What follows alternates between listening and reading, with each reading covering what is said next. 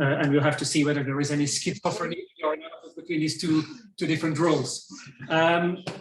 You're connecting in a very nice way two different fields, and that has also become very clear from all your publications. You're a very active and I would say enthusiastic commentator, also keeping a very close eye on the situation and the debates in Russia, which is something we really need to have a good understanding of what is going on. So the topic is on the war in Ukraine, self-evidently as a geopolitical wake-up call for the European Union, but also a challenge to broader connectivity in Eurasia. Tony, you have the floor.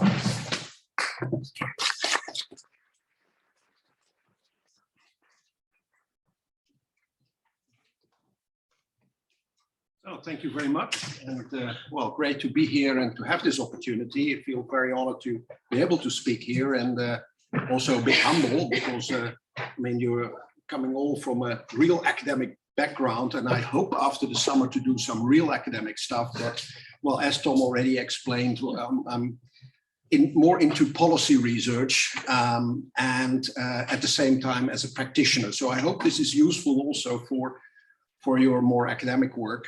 To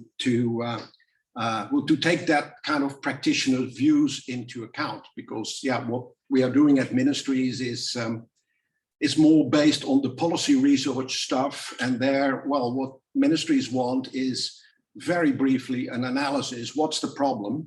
They want to skip all the academic theory and stuff, and then to get to policy options. So what do we have to do about this problem?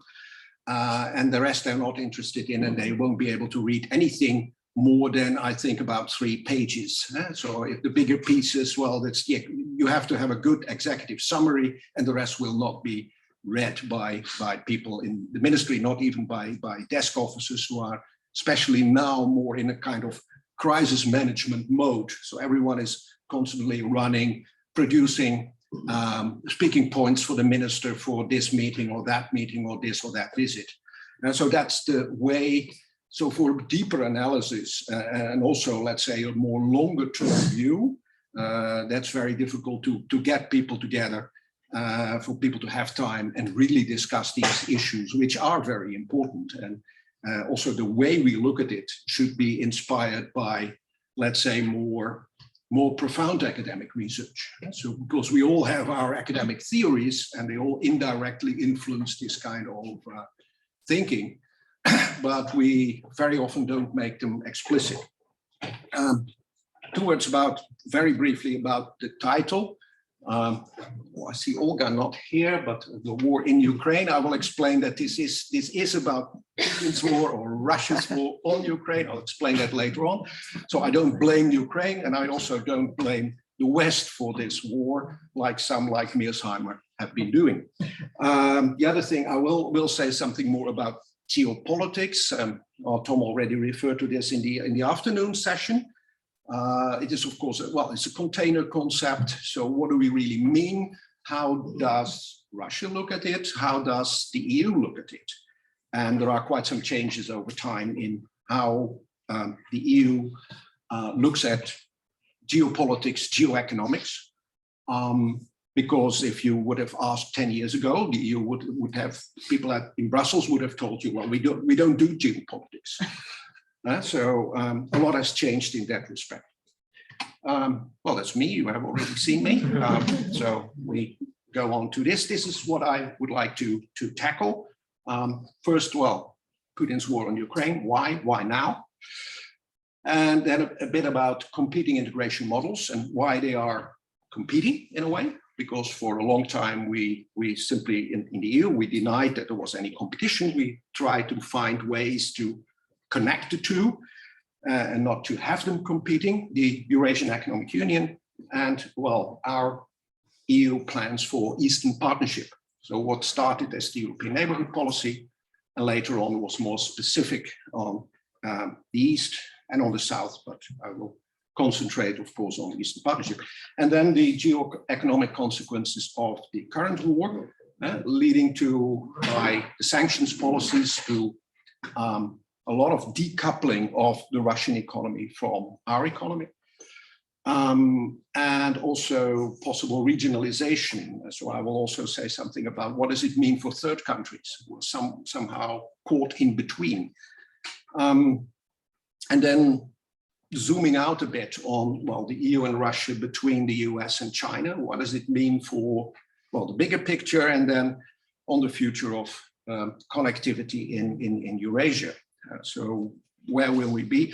A lot of course, with a lot of uncertainty, because, well, nobody knows how long the war will go on, when it will stop, in which form, what kind of Ukraine we will have in the end, and what kind of Russia we will be having. So there's a lot of uncertainty, and well, that is also what you see and hear in all kind of policy discussions. First, a few words on how we got here. It is, I think, a kind of well, it is Putin's war. It is a war of also the small group of decision makers around Putin. So Putin personally plays a role, but there is a small group of people with a similar background, mostly in the security services, with a specific perspective on the world, more a kind of Cold War perspective, zero-sum type of approach. In that sense, very geopolitical. And it is about this concept of the Russian world, this Ruski Mir, which means not re-establishing the Soviet Union, but re-establishing the old Russian Empire in some form. And so denying not only actorness, but also nationhood, statehood to Ukraine, and somehow gathering, in a way, regathering the Russian lands. So, as Putin wrote last year in his essay, a historical essay, so suddenly he turned into a historian, rewriting the history and proclaiming that as a kind, pushing that as a kind of official version of history as taught in Russian schools, Russian universities. And his essay was also widely distributed in the Russian military, in the armed forces. So this concept is very geopolitical in nature, and it has very serious consequences, not only of how Putin looks at the world, but also about his aims, including the war aims towards Ukraine. And of course, there was a lot of discussion about why now. So because Putin has always been complaining about that the demise of the Soviet Union was the greatest geopolitical catastrophe of the 20th century, that there were now 25 million Russians living outside of Russia, that Russia had to protect them, that they had the right to protect them if their rights were violated, including a language, culture, and what have you. So this was, in fact, going on for quite some time. So why now this? Why now this escalation? Why now a war in Europe? Of course, it is a continuation of what started in 2014 with the annexation of Crimea, with Russia interfering in Donbass. But I mean, it could have stopped there in a way. So to have that developed into a kind of protracted conflict, like we have many of them, and just to stop there. But I think there were two factors which influenced Putin's thinking in starting this war. One, I think he was gradually having the idea that there was a kind of point of no return, where Ukraine was gradually going more and more in the European direction, not becoming a member of NATO. I think it was since 2008 not really on the agenda, but getting more integrated with Europe and coming to a point of no return that, in Putin's view, he would lose Ukraine. And I put the quote from Brzezinski that without Ukraine, Russia cannot be an empire. And they cannot view themselves as anything but Država, a great power. And for this great powerness, they need Ukraine in their concept. I think this is, well, yeah, could we have seen this coming? I think there was some, especially in Poland, in the Baltic states, whom we always said, oh, you have your own frustrating history with Russia, okay, but that is over. Russia is different. Now you can question, is Russia really different? Or is there a big continuity, especially in the people ruling Russia, which has never given up on this kind of imperial thinking. This is, in a way, it's Putin's war. It's also a war of this small group of people around him. You see them there. There was a very strange session of the National Security Council, where Putin more or less made them all complicit to his plans. And you could see from the body language that not everyone was very happy with what he had decided. And the same kind of body language you saw when Putin was talking with his defense minister and chief of general staff later on, just to change the status of the nuclear forces. You could also see that these people were not really happy. So it's very personalized in a way, but it's this very small clique around him. And it has broader support in Russian society still, because I think with all the propaganda, they have managed to have a kind of alternative reality. And a lot of people don't want to think about it. So a lot of escapism, apathy in politics, very difficult to discuss with Russians. Some are very much against the war. Some are very outspoken with huge risks to their own career or even their life. But a lot of people still seem to they don't want to see another reality. And so it's very difficult to do opinion polling now, and how to trust any opinion polls, even by Levada Center, which is one of the most independent, about what Russians may be really thinking about this war. So that's how we got there. Did the EU realize what was going on? Because this Russian thinking, this geopolitical thinking, had been going on for quite some time. They had, if you 10 years ago, 15 years ago, would have walked into a Russian bookshop, you would have seen a whole row of books on geopolitics, including by Alexander Dugin, who's infamous for other reasons. So, why did this come as a surprise? I think the EU was for a long time in this kind of mode that, we don't do geopolitics. I mean, we integrate and we are a civilian power, civilizing power or whatever, but we don't do geopolitics. We don't do hard security. We don't think in this type of frames. And it's interesting to see how this started very gradually to change, also in Brussels. I can recommend a very good book by Merle Kuus on geopolitics of the EU, where she shows that very gradually, starting with people coming from the new member states, working in, for example, the External Action Service, and in Brussels, coming from Poland, coming from Baltic states, that gradually then the geopolitical thinking came into, en vogue gradually in Brussels. And the EU still, when this Eastern Partnership was set up in 2009, so just after the Georgia War,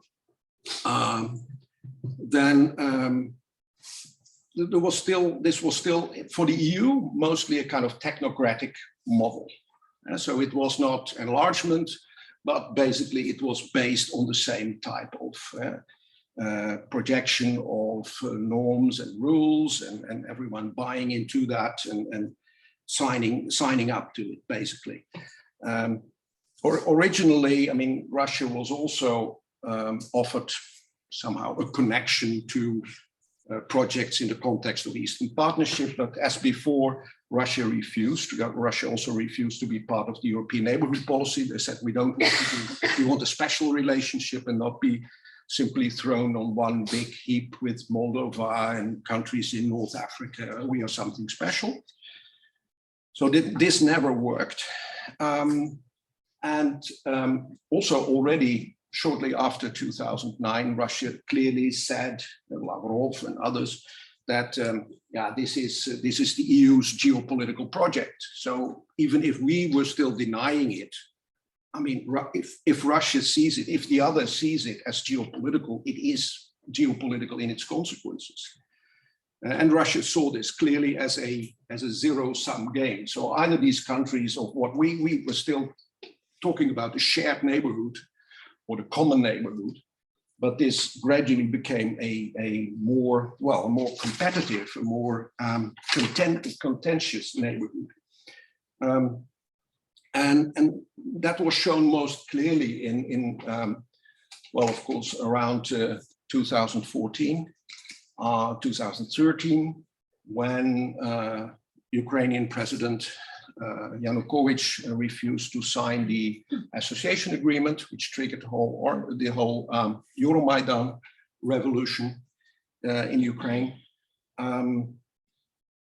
because then it became very clear that it was, as Russia framed it, either you belong to the European side or you belong to our side. And so the EU for a long time still tried to combine. So, okay, you cannot be a member of two customs unions at the same time. So you cannot have this association agreement and DCFTA with the EU and at the same time be a member of the Eurasian Economic Union. You can be participating in two free trade areas. And so it's still possible to somehow square the circle. But for Russia, it was really zero sum. And if you look at the membership of the Eurasian Economic Union, only after Russia, only Kazakhstan is economically, financially a serious player. The rest are all small ones. And the big one missing is Ukraine. So without Ukraine, this is not really a viable project. And as we have seen from the start, I mean, all of these countries do not want to be really locked up in this Eurasian Economic Union, which is partly also a more imperialistic type of project, trying to control what the others are doing, where they go. And in fact, what you have seen, well, with Belarus, it has now failed, but all the other countries, Kazakhstan, Armenia, they want to have good relations with everyone. They all have these multi-vector policies. Russia managed to have an agreement signed between the Eurasian Economic Union and China, which is not really a free trade area, but it was a way for Russia to try to control the others in their relations with China, but it failed, because Kazakhstan is simply doing its own bilateral things, including in the Belt and Road Initiative. Same for Kyrgyzstan. Armenia managed in another way somehow to escape from this Russian hold or grip. They signed, when they couldn't sign an association agreement with the EU, because there was an association agreement was almost ready, like with Moldova, Georgia, and Ukraine. But then Russia forced them to not to sign it and to become a member of the Eurasian Economic Union. But somehow Armenia managed to have a kind of association agreement light with the EU. So this comprehensive economic partnership agreement. And Kazakhstan also had an enhanced partnership agreement. So everyone is in the context of this multi-vector policy, somehow balancing, hedging, not to be dominated only by Russia. So these ideas, these two models became increasingly in competition. Although the EU, even during the first big crisis in Ukraine, when Poroshenko had just been elected president, what he tried to do is, well, Russia had problems with this association agreement. The whole war was gradually starting in Donbass.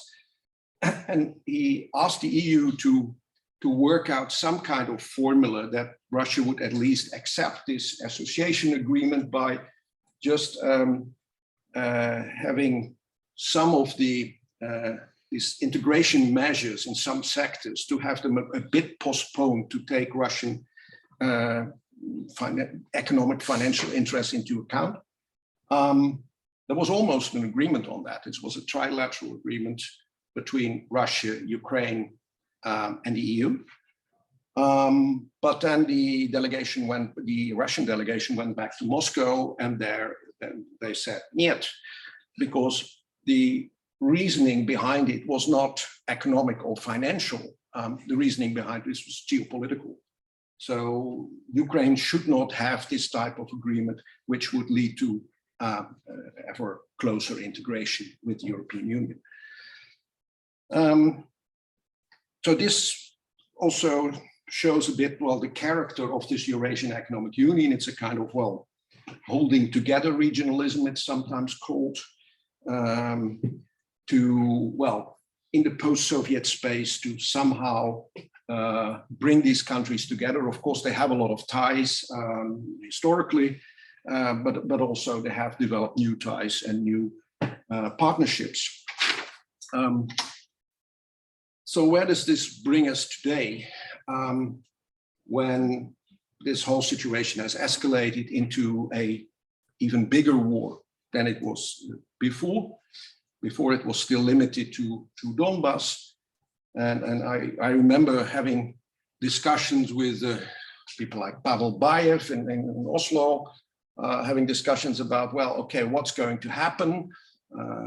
And even then, it was just before the large invasion. Everyone thought, well, maybe it will be limited to Donbass, and there it will stop. And then, yeah, okay, it's maybe bad, but okay, it's better than having a full-fledged invasion. So in that sense, and well, I had the same feeling when discussing with Russian experts in Russia itself. No one really saw this scale and intensity coming.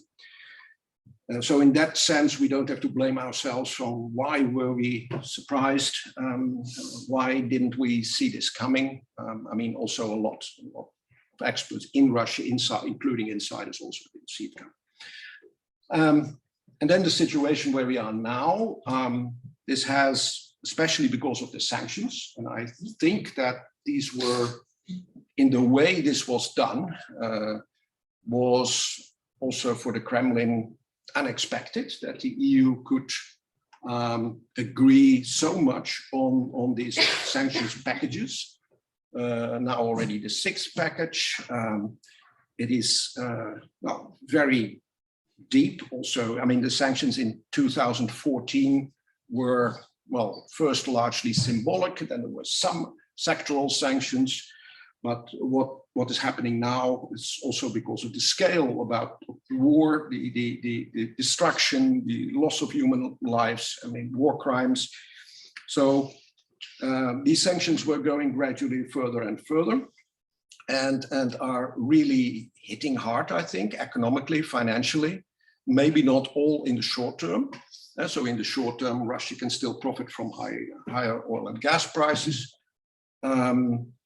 But I think it's not only the sanctions on partial sanctions on energy, it's sanctions on the banking sector, it's sanctions on high tech. I mean, even some Russian arms industries can't produce the arms anymore because they needed spare parts from Europe, and the spare parts are no longer delivered. Also goes for, well, planes, for all kind of things. Partly Russia tries to compensate by looking at China, but China also, a number of things they can't deliver because they also don't have it. And partly they are very wary about especially doing things which are against US sanctions because they have simultaneous huge business in the US And if they violate US sanctions in particular, that can have consequences in the US for their business there. So that is the extraterritorial effect, the secondary effect of US sanctions in particular. And we don't have that in the EU in the same way, but you can now see that in the EU also thinking is changing. People are looking more closely at what other countries are doing, and third countries, whether they're actively supporting Russia to bypass sanctions, then that should have consequences. Of course, there is a lot of understanding that not everyone can follow all of the sanctions of the EU against Russia. That even goes for countries like Moldova or Georgia, because they're also for some things highly dependent. So yeah, you can try and force them to follow the sanctions, but yeah, do you compensate them for that in such cases? So you see a lot of, well, destruction, decoupling of the, well, especially the Russian economy from the Western economies. And other countries are, yeah, still, a lot of them are hedging or are simply, well, sitting, waiting how this all will play out. And another factor will be how long, of course, the war will last, and what the longer term economic and financial effects will be inside Russia, and whether it will also have political consequences. At the moment, still, well, not, but it's very uncertain how this works out in the longer term, since now also Russia, for its own reasons, has stopped giving a number of essential publishing a number of essential economic data. So for some things, we simply don't know what the effects are at the moment in the real economy. And then we have, of course, some other, our relation with Russia fundamentally changes, but at the same time, our relationship with Ukraine. And there the EU had been thinking, even before, when Ursula von der Leyen just started, she stated that she wanted her European Commission to be a geopolitical commission. And nobody knew at the beginning what that really meant in practice.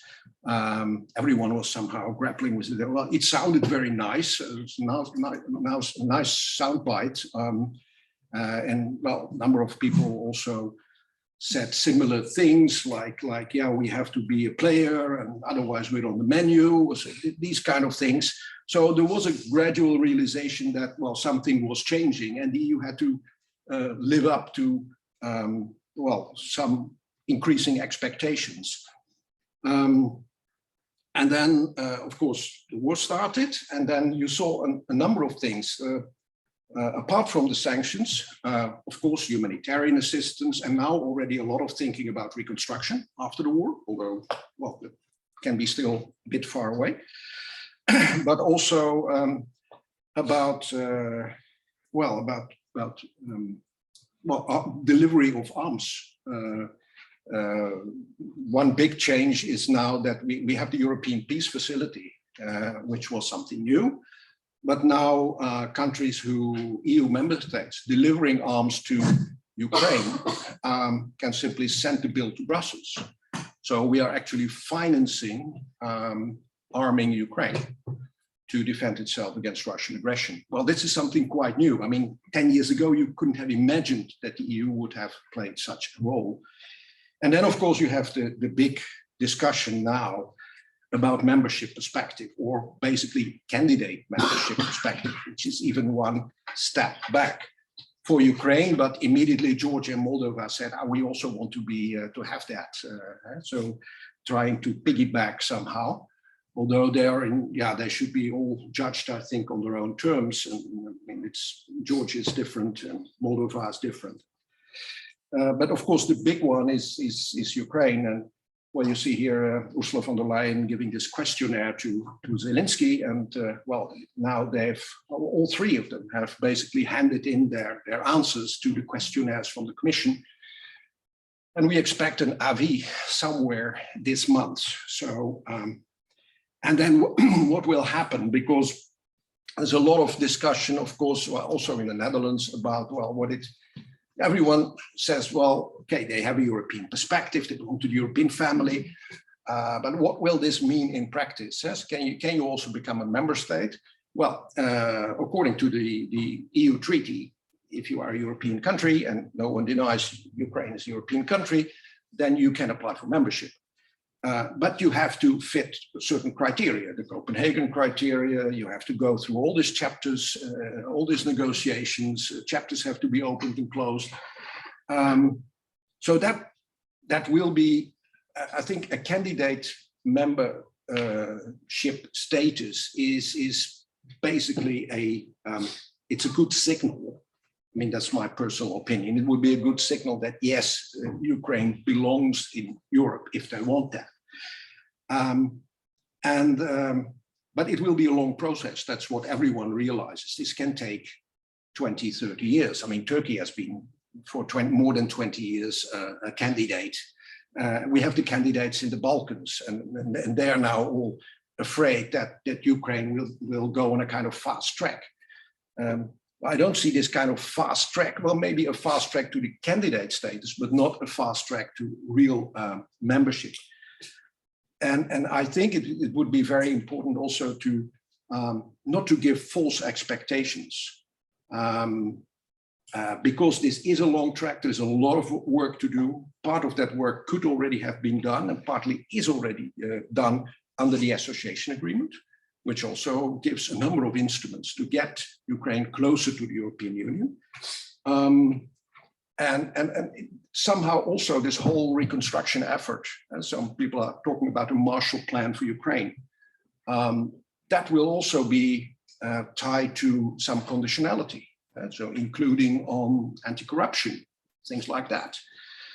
And so this will be a long process, and in that sense, I find the ideas of Macron about European political community, in a way, it's interesting, but it can only work if this is not defined as a kind of end state, but as a way of intensifying the assistance to countries like Ukraine to get closer to the European Union and finally become a member. But this is still very much also in the Netherlands. There's a lot of discussion. Some parties changing gradually their positions. I think the Prime Minister is still holding out a bit on this one. But well, we may come closer. I don't know. I mean, this is a crisis situation, and everyone realizes that, well, no, this is not like 2014. Situation has changed, so something will have to be done. So and there is, of course, a lot of solidarity with Ukraine and Ukrainians at the moment. So they are also my personal opinion. People should not be too afraid from populist parties who are against any enlargement or whatever. But this is also, well, it's a discussion it may be concluded in June in the next European Council, but well, I'm not sure, but maybe.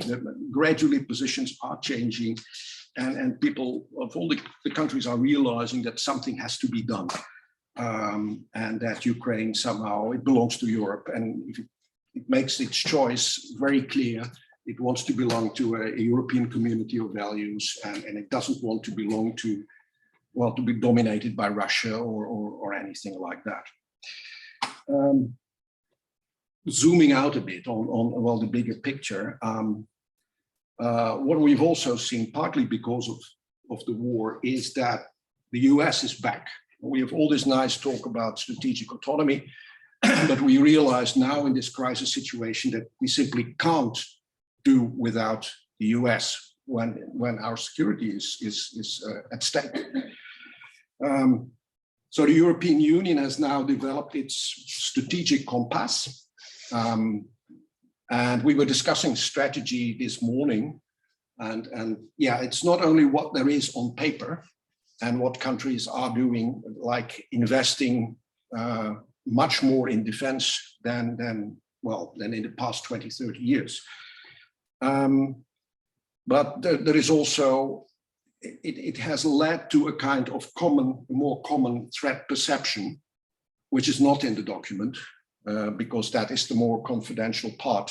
But this whole process has led to a more common threat perception within the EU, and the need to really step up and be able at least to do something as Europe in its own neighborhood. Because the US may be either, well, now with Biden, it's in a way it's fine. So he wants to step up, he wants to provide leadership in security matters in NATO, in the G7.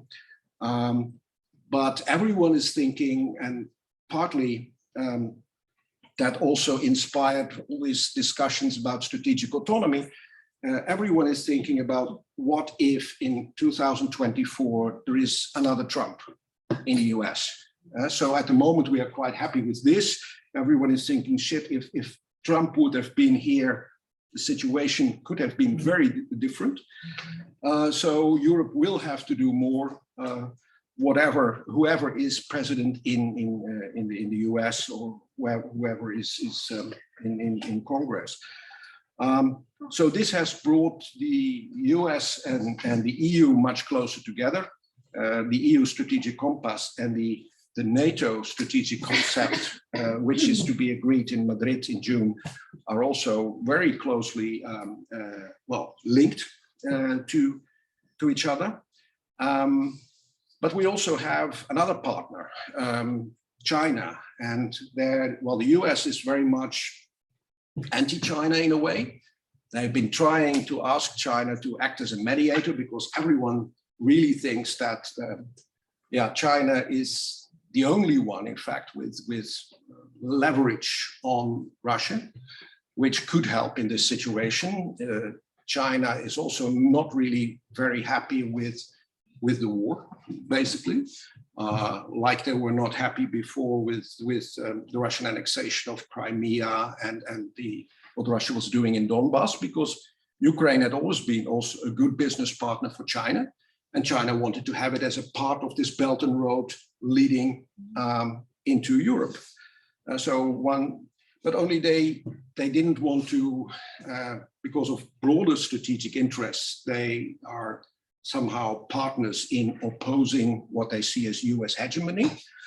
But on the other hand, I mean, China is not really completely happy with what is happening here. Okay, it has abstained on resolutions in the UN, but it's also unwilling still. Maybe if the war escalates further, they would be willing to play a more active role, but at the moment they are still balancing and hedging. And the relationship between the EU and China has also changed. China is now labeled as a systemic rival. It is somehow a peer competitor. So also ideas about the naive ideas we had about China and business and business links getting closer together and investments. I think also the new investment treaty is dead in the European Parliament. So, I mean, the EU is still not as much against what China is doing, but it is no longer as naive as it was before. So you have investment screening instruments now looking very closely at how Chinese investments in Europe, in harbors and everything, and critical infrastructure, how it plays out. And of course, now there is more strategic thinking also in the EU. We'll have to be independent, more independent as far as energy is concerned, more independent from Russia, but also on some other things, maybe not too dependent on China. So you see this kind of reshoring, bringing a number of this business closer to Europe. And the partnership which Russia and China have is, well, it's been widely discussed. What kind of a partnership is this? Sometimes it's well, frenemies. It's kind of, well, it's partners, but they're not allies.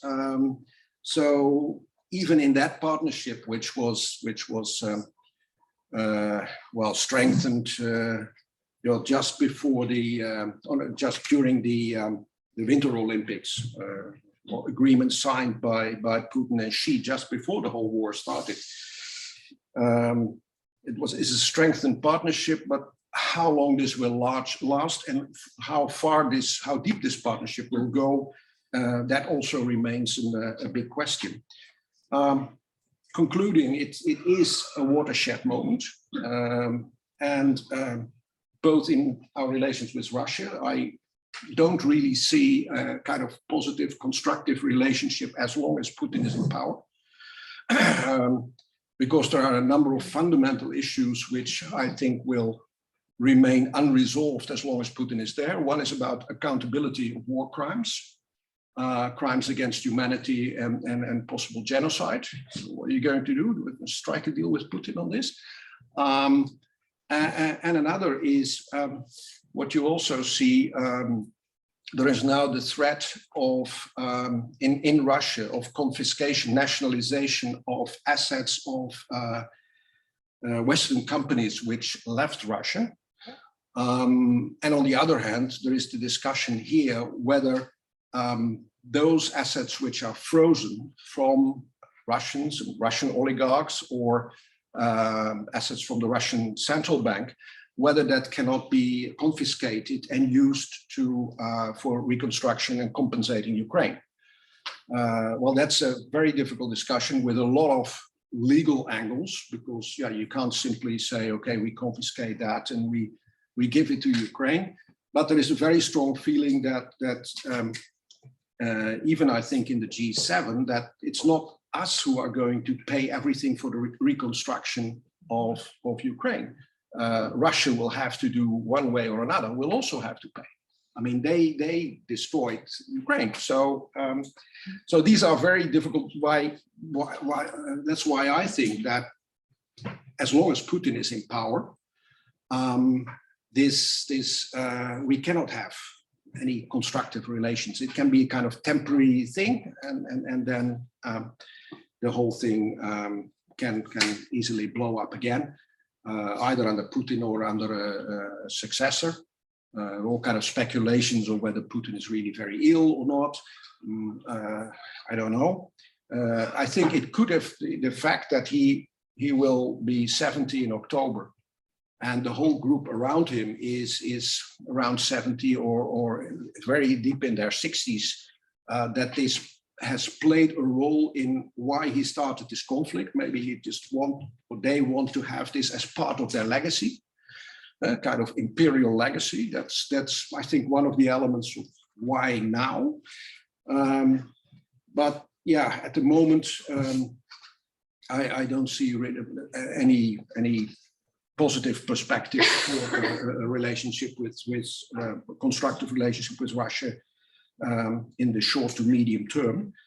But it all, of course, depends on when and how the war ends. The EU's ambition, which was already there to become a more geopolitical player, has only been strengthened by the war. And we also came to a more realistic conclusion about the possibilities for strategic autonomy. So it has brought EU and NATO closer together. It has brought the US and the EU closer together.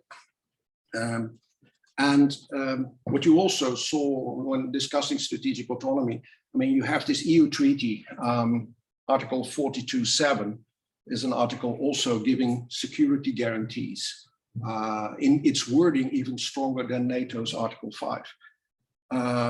But as you look at Finland and Sweden, I mean, they have that, but it's clearly not enough. When push comes to shove, you need still NATO. So that's why they are now both applying for NATO membership. Now, the relations with China, China is still in this whole conflict somehow, balancing, hedging, not wanting to go too much against Russia, not really willing to do active mediation. So relations are still strained, and that has also, let's say, broader, that also causes broader problems for, well, the connectivity in Eurasia, not only because of the sanctions and decoupling, reshoring, all this kind of elements, but also because, well, we thought in the EU that, okay, you have, of course, very strong market power. You can set the rules in a number of aspects because it's a big market. So you can set rules and norms for products. And the EU for a long time thought that, okay, in some areas we are in competition with China about new norms, in particular, new standards, and that this could be somehow solved in, well, in a constructive way. So especially when China is also setting standards in new areas like artificial intelligence, 5G, these kind of things, that there was still some possibility of getting more closely together and having shared or standards, or at least standards which were complementary. I don't know, I think this whole discussion is now also frozen because of the war, and it's more difficult, I think, than before to have this and try and solve these kind of problems and issues in a constructive manner. I'll leave it to that, and looking forward to any questions you may have.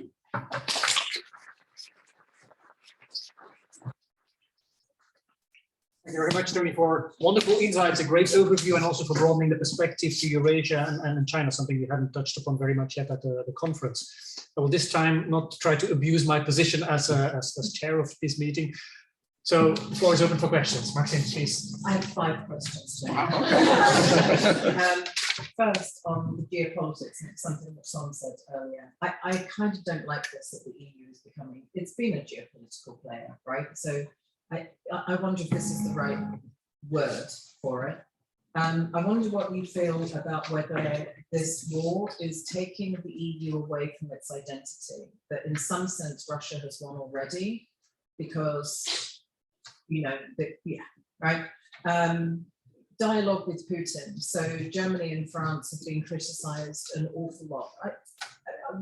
I'm kind of going, surely we should still be having dialogue. I agree. You can't make decisions about Ukraine over Ukraine's head, but how do you feel about the dialogue part? Denmark, any comments? And China, also a genocidal actor. So should we really be doing business with China if we're not doing business with Russia? Good questions. Yeah, I'll take. Yeah, if there's 5 questions already, I'll take that. Yeah, the EU, in a way, I think the EU depends on how you look at geopolitics, but I think the EU for a long time refused to think in such terms, while Russia was thinking and acting in such terms. And in a way, the EU is now trying to grapple with the consequences, and they want to be not only this kind of, well, civilian power. Yeah, it's what does it do with the identity of the EU? I think the core is to, well, to protect your own values, the values the EU stands for. I think they should be more consistently applied, also in external politics.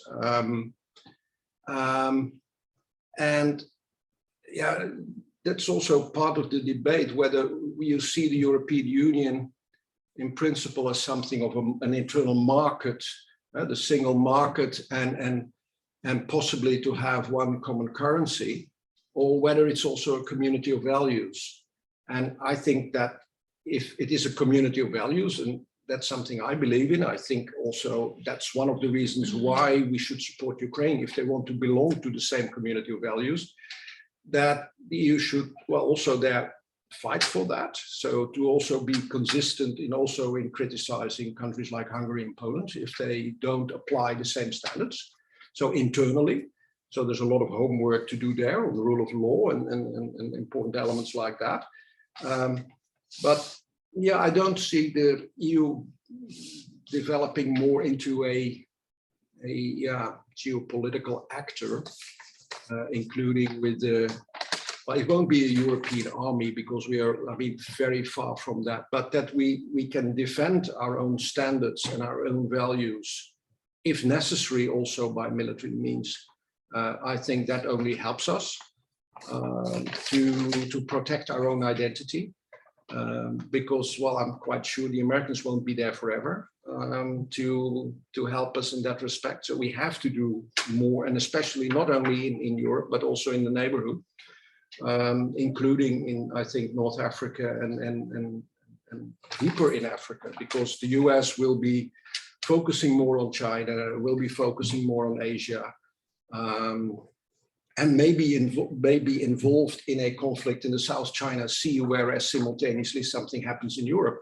That was also somehow in the run-up towards this war, a concern in policy circles. What if China at the same time goes against Taiwan? I mean, what do we do? I mean, the US is committed both here and there, and with limited assets. Dialogue with Putin, yeah, okay, you should somehow keep dialogue going, but basically, I mean, Putin only takes the US and Washington and Beijing seriously.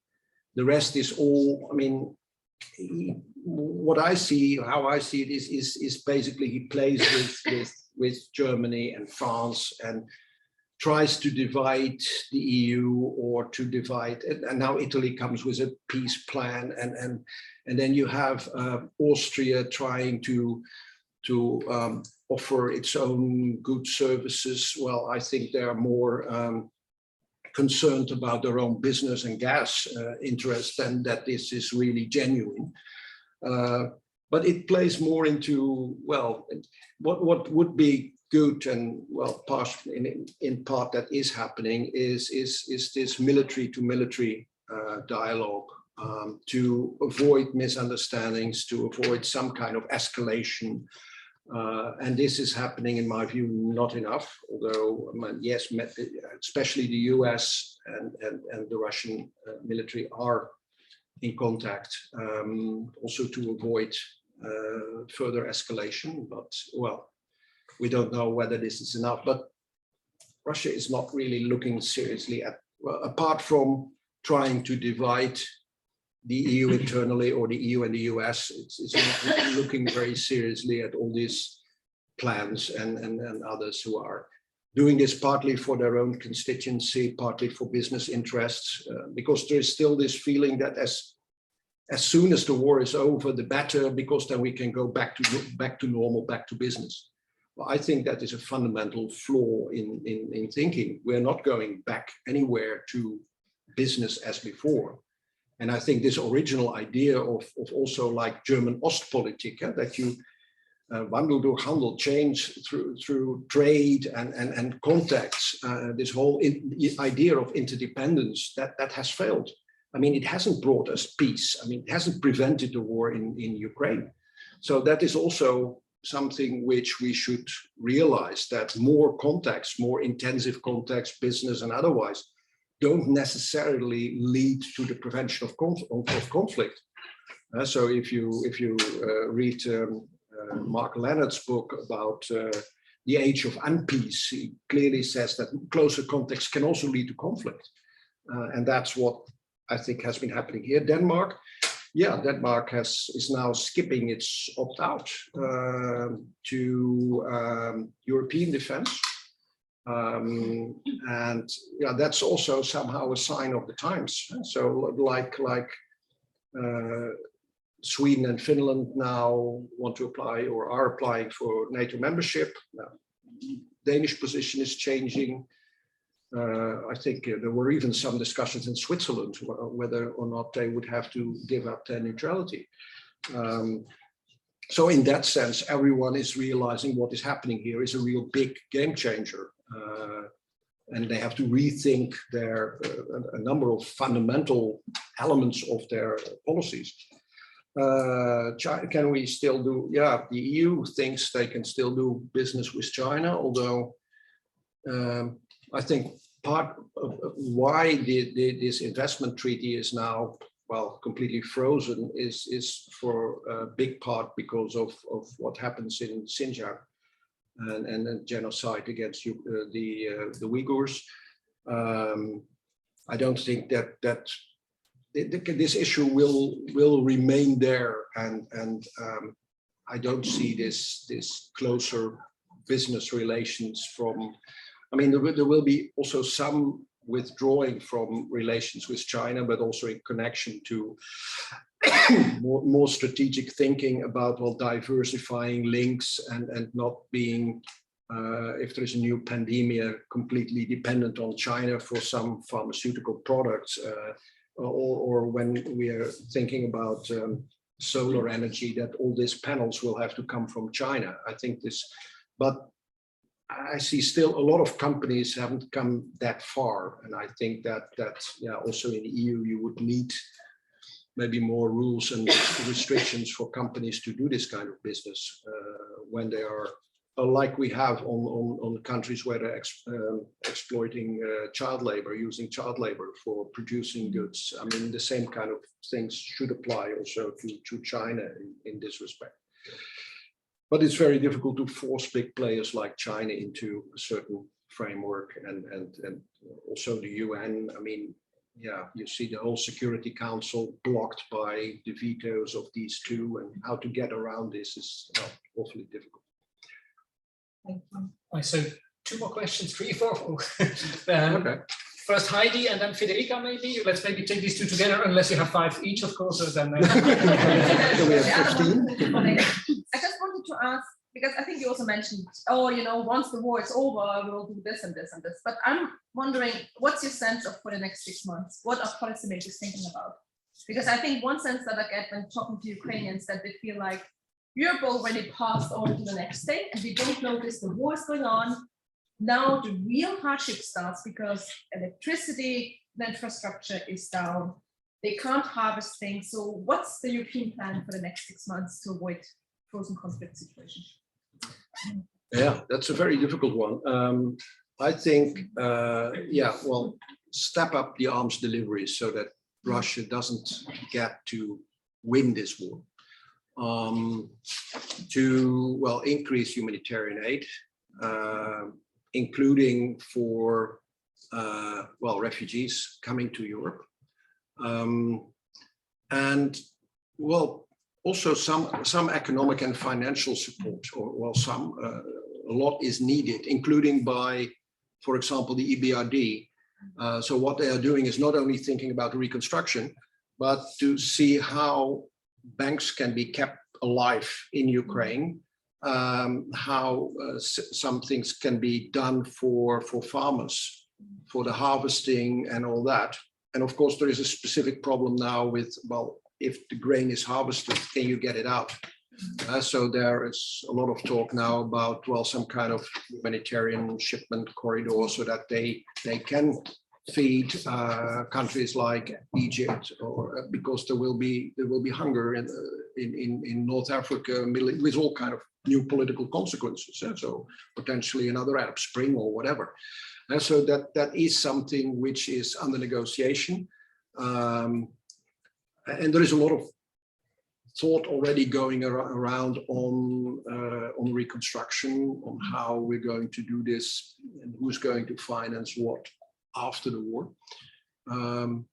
But there is not really, you don't have a timeline for, okay, in 3 months we'll be here, in 6 months we'll be there. Because, well, the situation is still, well, rather fluid, and a lot of uncertainties, and policymakers are trying to grapple with that. But yeah, some things, I was amazed, really surprised by how fast decisions were taken both on sanctions and on armament shipments. But still, I mean, yeah, there is still a lot which now, well, including discussions like on membership or candidate status, which is more symbolic, let's say, than real. but still you see already some of the discussions getting more difficult than in the past. So in a way, people are also somehow maybe not getting used to, but yeah, in a way getting used to that this is the situation at the moment. And as long as there is no drastic change or no drastic new element, like another Bucha or something like that, yeah, I don't see very big changes in the immediate future. Yeah. Thank you. There was a question by Federica. Let's maybe take them all together because we're going a bit over time, and then you can possibly pick and choose the questions. Okay. You want to answer, Federica? You first. Yeah, and I'll be very short and brief. Qualified majority voting in favor or against? Yeah, personally, I'm in favor. Now, in the past, the Dutch were always against, but now they are more open in the new coalition agreement. They're more open and we see a lot of advantages, especially now with all these problems with Hungary and others. Yeah, we see it now a lot of advantages in getting to QMV. And if this is not happening, we should also have, I mean, it was one of the recommendations coming out of the conference on the future of Europe. Well, that whether this will really lead to treaty change. Now, the Dutch are open now, but there are a lot of others against. So I think we should also look for alternatives like coalitions of the willing, which are then not blocked by others, and yeah, some ways around it. Yeah. I think I saw 3 more questions. There was Tuba, and behind Tuba, and Helena as well. And that will be the final round. Otherwise, the program will get messed up. The rest will come out over dinner. Over dinner, exactly. Thank you very much for the very informative presentation. You mentioned about Europe's desire for becoming a geostrategical player in its neighborhood, including Africa. Turkey is also a very important player in Africa, but also in Middle East, trying to balance Russian influence in Central Asia also. So how do you see the prospects for Turkey-EU cooperation in the new emerging world order? Yeah, well, you see that the EU is looking closely at the EU, at Turkey also as a kind of geopolitical player in well, not only Syria, Caucasus, North Africa, Libya.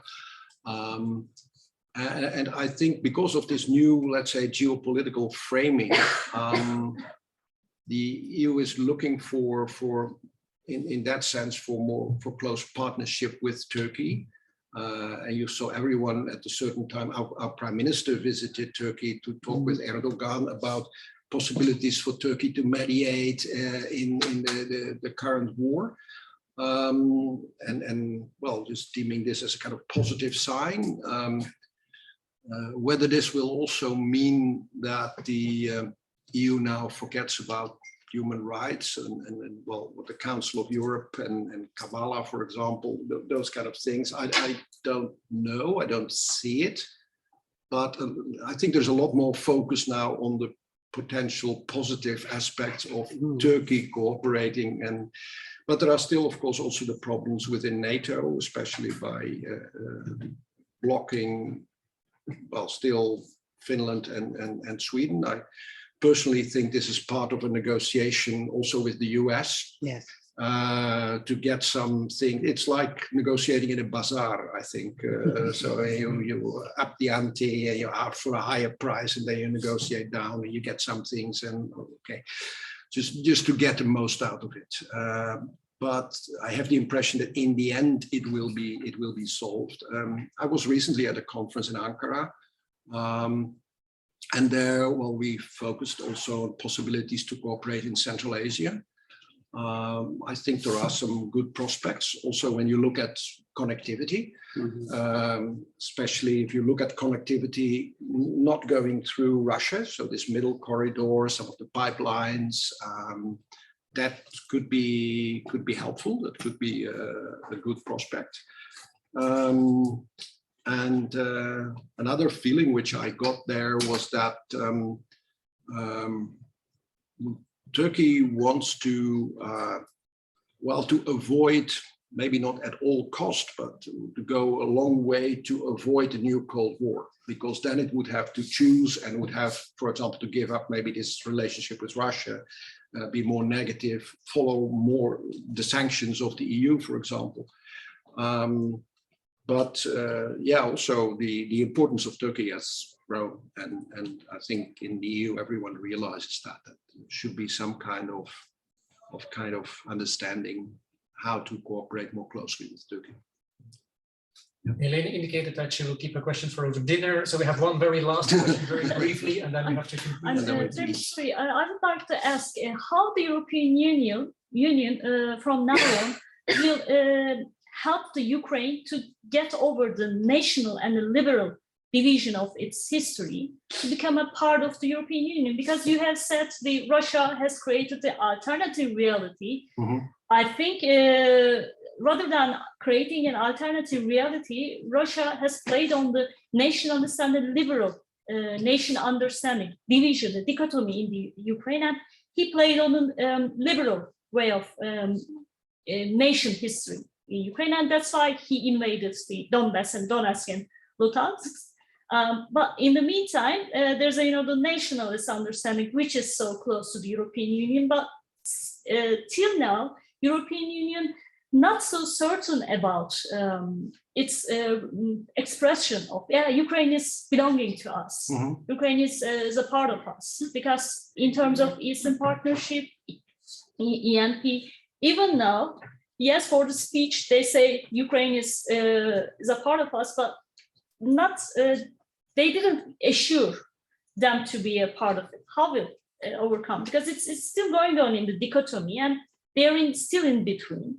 Yeah, and that's why the Russian side is playing on them, and Russia now, unfortunately, I'm definitely sorry to say that, is winning, by partially partitionized Ukraine. So, yeah, I think they're winning a bit militarily. I think politically they have lost Ukraine completely. All kind of divisions which were there before have vanished. So I even met some Ukrainians who said we should put up a statue for Putin, because that way, because of his actions, the nation has come together and is less divided than ever before. And I think to what community of values Ukraine wants to belong is up to Ukraine. And so far, it is very clear that they want to share the community of values of the EU, the liberal democratic values. And the way Russia is using this kind of civilizational narrative, anti-liberal democratic, with a lot of, sovereignty, traditional values. It is a way of, instrumentalizing religion to try to draw Ukraine and Ukrainians to their side. And that has already led, for example, also to a split in the Orthodox churches, so that the Ukrainian Orthodox Church was recognized by the Patriarch in Constantinople now as an autocephalous Orthodox Church. And in Russia, this was seen as a matter of national security. So this was discussed in the Russian National Security Council, because there is this idea of we are one nation, and an orthodoxy and these values are an essential element in what they see as nation building. And now there are also other churches which still officially belong to the Moscow Patriarchate inside Ukraine, which are now, because of the support of the Patriarch Kirill in Moscow to this war, are now also cutting their links with Moscow, and also are discussing some kind of reunion with the Ukrainian Orthodox Church. So this has led to, it has more to do with politics than with religion. And it's a way, Russia has constantly tried to instrumentalize religion to try to have to make these divisions. I think the thought of Putin as the biggest unifier of Ukraine is a very nice note to end on. In very simple terms, let me thank you from the bottom of your heart for a really great talk, Tommy. Thank you very much.